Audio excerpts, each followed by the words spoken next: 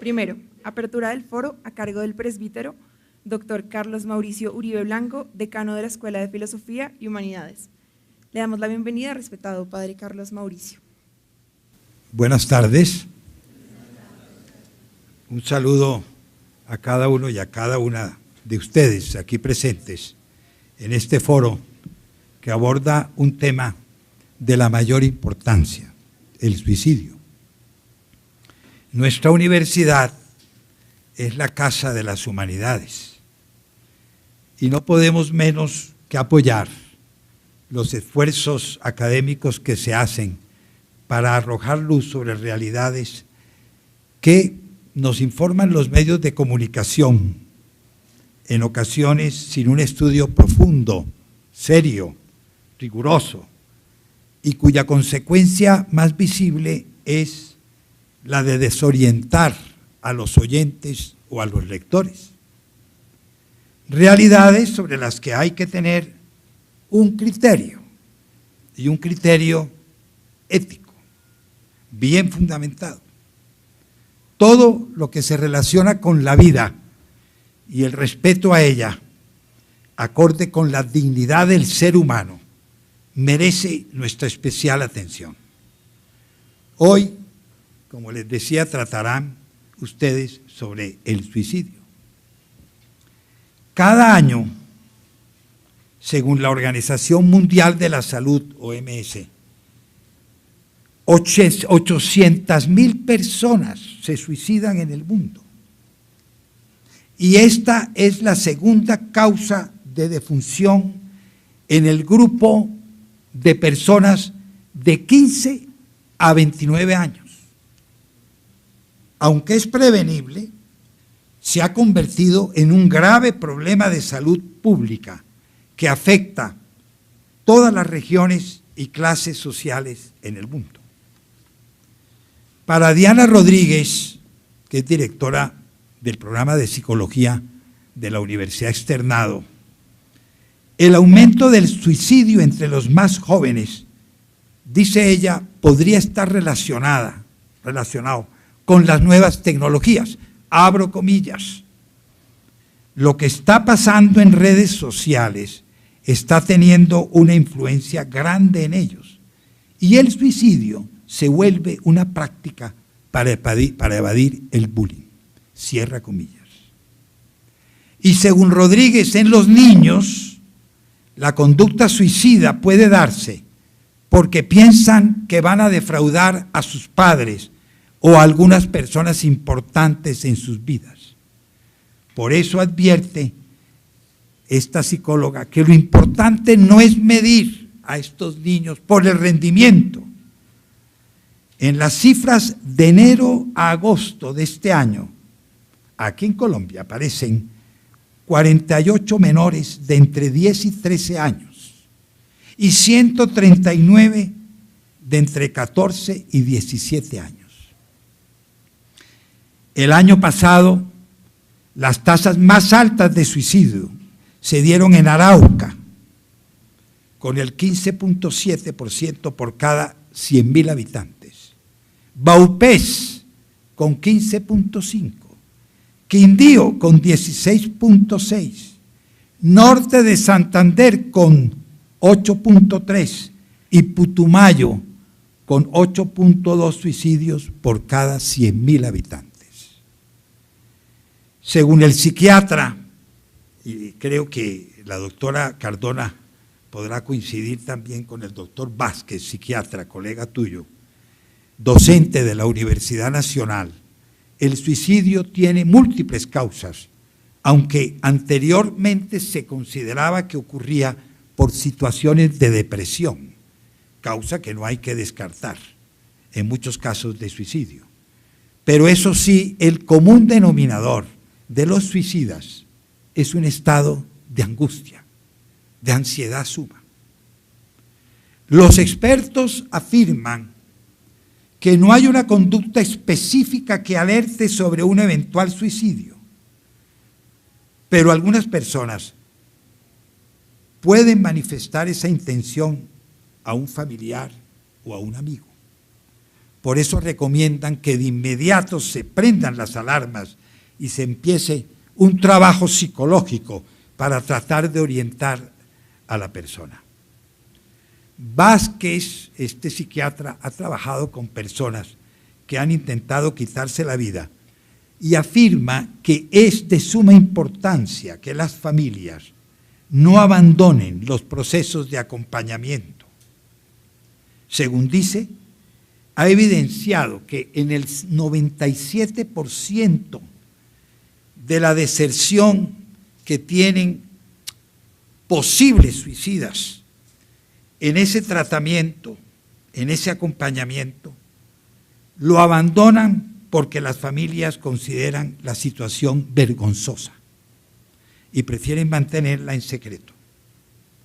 Esto haría que la persona afectada pues no siga recurriendo al tratamiento y probablemente repita conductas de autodestrucción. Entre enero y agosto de este año, Medicina Legal registra el suicidio de 260 personas mayores de 60 años. El 45% de los casos involucran a personas que superaban los 70 años.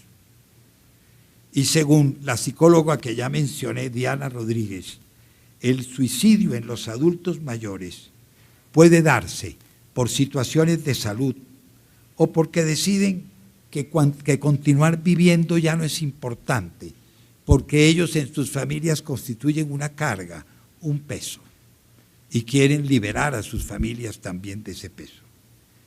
La psicóloga advierte sobre la necesidad de darles a los adultos mayores el valor que ellos tienen y reconocerlos.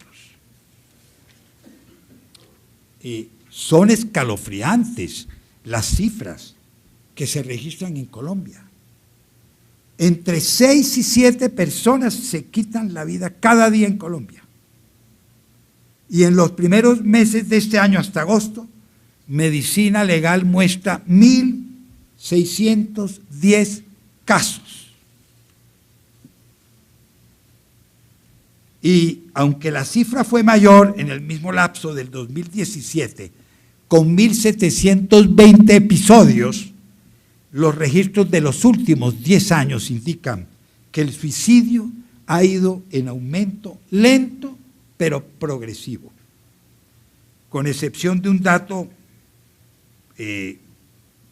mientras que en el 2008 la tasa de suicidios era de 4.5 por 100.000 habitantes, en los últimos 2 años no ha bajado del 5 por cada 100.000 habitantes.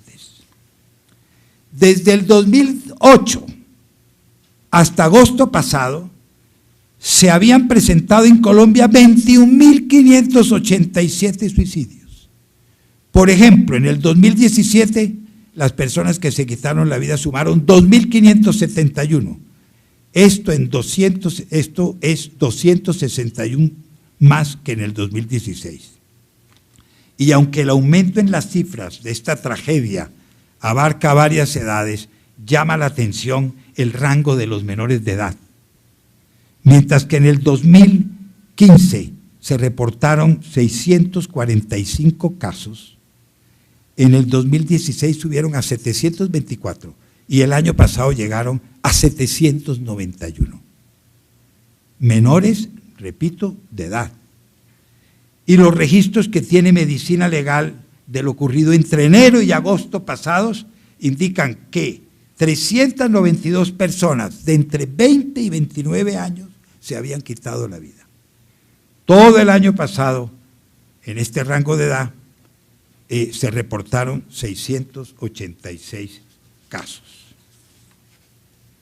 Son escalofriantes las cifras, y por eso digo que ahora el suicidio es un problema de salud pública. Bueno, esta es la realidad del suicidio en cifras, y he señalado algunas de las causas que pueden llevar al suicidio.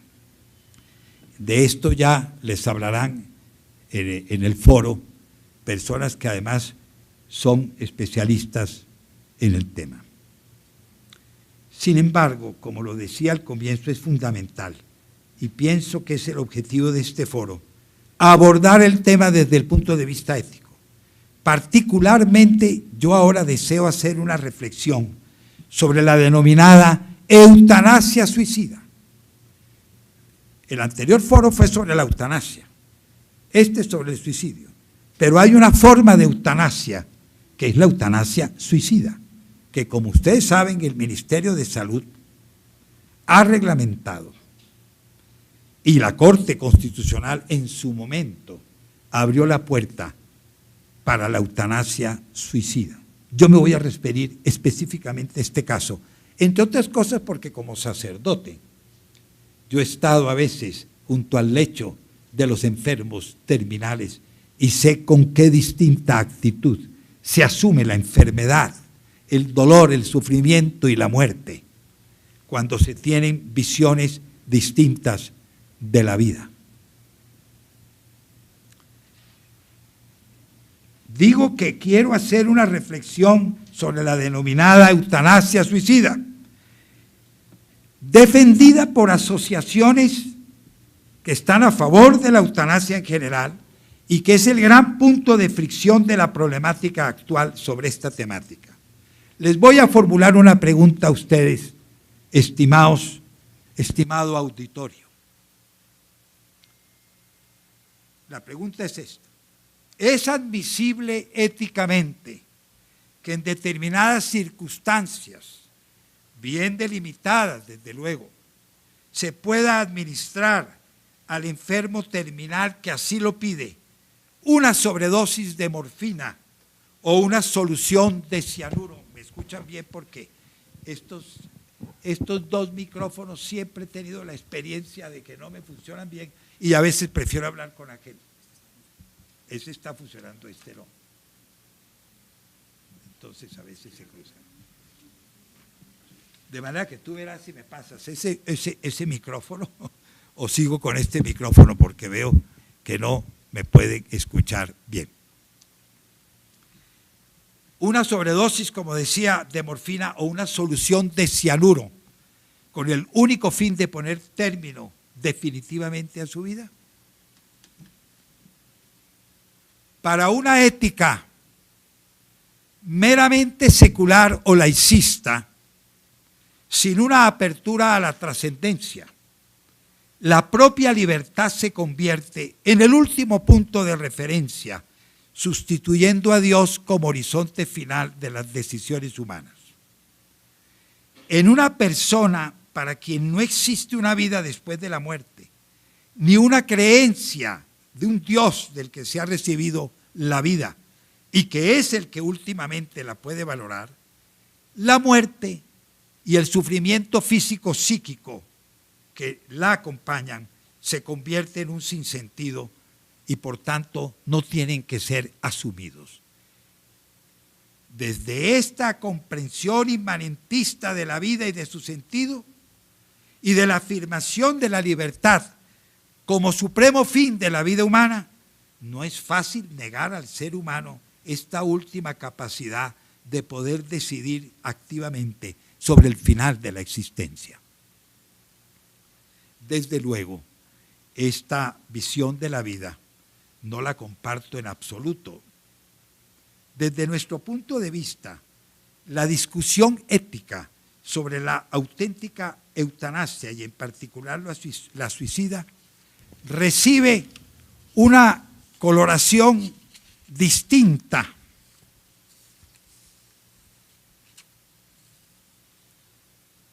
Sobre la auténtica, se recibe una coloración distinta desde una concepción trascendente de la vida. La perspectiva religiosa cristiana da una valoración distinta del hecho de la vida, de la enfermedad y de la muerte. El cristiano tiene una experiencia de la vida como un don gratuito de Dios, como una bendición que refleja ese amor de Dios que experimenta en su vivencia creyente, aunque haya momentos en que no pueda comprender sus caminos. Para una visión cristiana de la vida, el dolor y la muerte no son un absoluto sinsentido, sino un camino de participación en el misterio del Dios escondido manifestado en Jesucristo. El dolor y la muerte siguen siendo un mal. Deben ser evitados cuando ello es posible, sin convertir el camino cristiano en un camino de dolorismo. Pero como decía San Pablo, la muerte ha perdido su aguijón. Ya no es el sinsentido absoluto, sino que contiene en sí una promesa de vida, como la que está presente en el grano de trigo que se pudre en la tierra para así poder dar fruto. Para el cristiano, la figura de Cristo es modelo, camino, verdad y vida de su existencia. Y lo es tanto en su vida como en su muerte. Como diría el mismo San Pablo, abro comillas, en la vida y en la muerte somos del Señor. Jesús vivenció su propia muerte con un intenso dramatismo, tal como viene expresado por su frase en la cruz: Eloí, Eloí, lama sabactani. Dios mío, ¿por qué me has abandonado? Ese grito final de Cristo en el momento de morir impresiona. La muerte de Jesús no fue el morir majestuoso que viene recogido en el Evangelio de San Juan y que pictóricamente podría estar plasmado en ese famoso cuadro de Velázquez, el Cristo de Velázquez, sino fue un final lleno de dramatismo y que se aproximaría al crucificado desgarradoramente sufriente, más bien, en mi opinión, de Matías Grunewald o a muchas obras de nuestra imaginería. No fue equiparable a la muerte de Sócrates, tal como la describe su discípulo Platón en el Fedón, en un clima de serenidad y de paz, como murió Sócrates, consumiendo la cicuta, sino el morir angustiado del que había pedido con gritos y con lágrimas ser librado de la muerte y que pasase de él este cáliz, pero que finalmente asume su muerte como acto final de entrega confiada en las manos de su Padre, cuya voluntad había cumplido. Este modelo de la vida y del morir de Cristo configura la actitud del cristiano ante la muerte. Paul Claudel afirmaba, un gran poeta francés, que Jesús no ha venido a suprimir el sufrimiento, ni siquiera a explicarlo, ha venido a llenarlo de su presencia, decía Paul Claudel. Desde su fe religiosa, el cristiano no debe vivir su vida centrado en el sufrimiento, en la muerte, pero puede percibir que en el fondo de esas realidades inseparables del destino y la condición humana hay una presencia de Cristo y una promesa de vida y de fecundidad.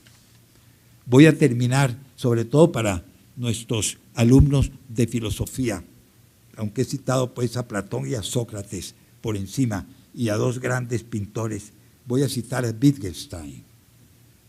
Wittgenstein, en cuya familia hubo varios suicidios y él mismo sufrió graves depresiones con importantes deseos de suicidio, escribía, abre comillas, que si el suicidio está permitido, todo está permitido. Cierro comillas. He tratado, pues, de mostrarles a ustedes unas estadísticas, pero también señalar un camino, un criterio ético, desde el punto de vista cristiano, que es en definitiva, en últimas, el que permite afrontar con la serenidad de vida la enfermedad, el dolor y también la muerte. Espero pues que con esta introducción situemos la temática en la que van a profundizar dentro de este contexto y particularmente en una realidad que estamos viviendo cada vez con mayor intensidad, que es la de la eutanasia suicida, con vehementes defensores que, habiendo perdido el sentido más profundo de la vida, la justifica sin darse cuenta que su posición supone una pobre concepción de la vida, de la enfermedad y de la muerte, y una exaltación de la libertad convertida en un fin en sí misma. Muchas gracias.